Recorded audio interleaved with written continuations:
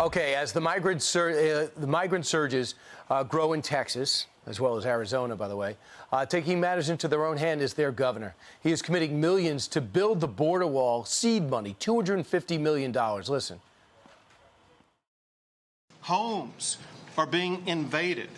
Neighborhoods are dangerous, and people are being threatened on a daily basis with guns of people either coming across the border or those working with those who are coming across the border.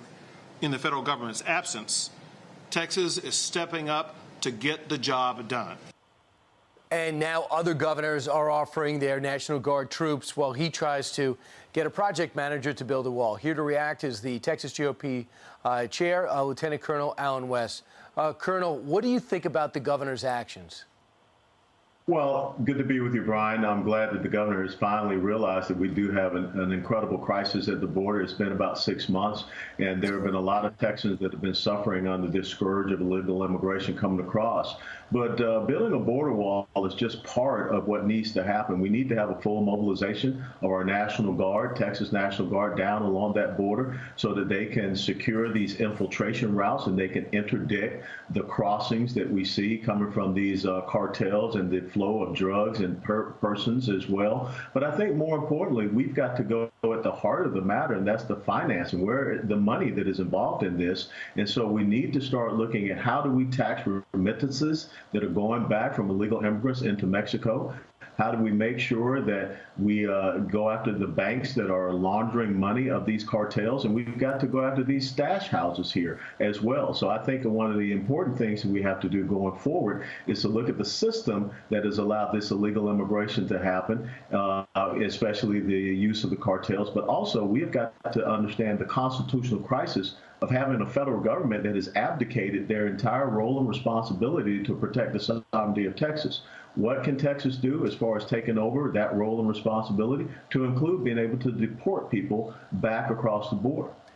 Pretty amazing that the vice president got a total pass on her disastrous two-stop tour in Mexico and Guatemala and gave away vaccines to Mexico without demanding they at least send 20,000 Marines to their southern border. So we gave them 1 million shots for what?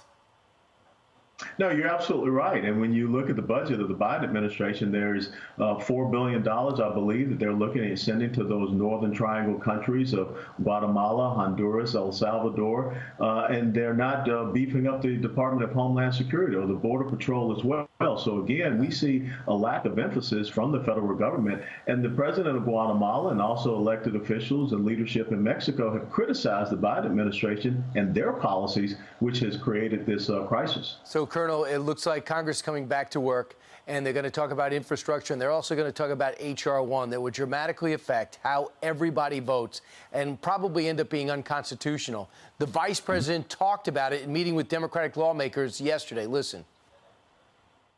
You are courageous leaders, and you are American patriots.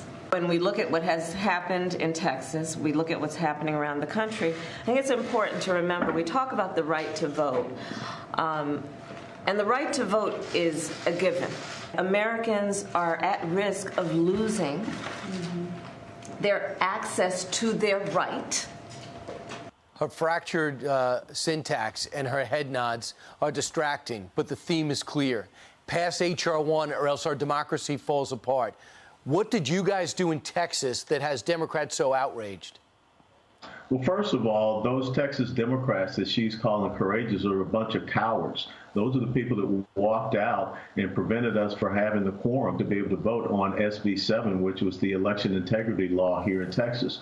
And I don't find it a coincidence that they want to flood Texas with illegal immigrants. And also, they don't want any voter ID. They don't want any voter roll registration reviews. They want online voter registration. They all the things that would undermine honest in elections here in Texas. So I think that she is not standing for our democratic process. Right, and the Democratic lawmakers walked out so you couldn't have a quorum and pass those Texas voting reform, which is not really reform. It's called the pandemic's over, back to business as usual, and not letting everybody vote.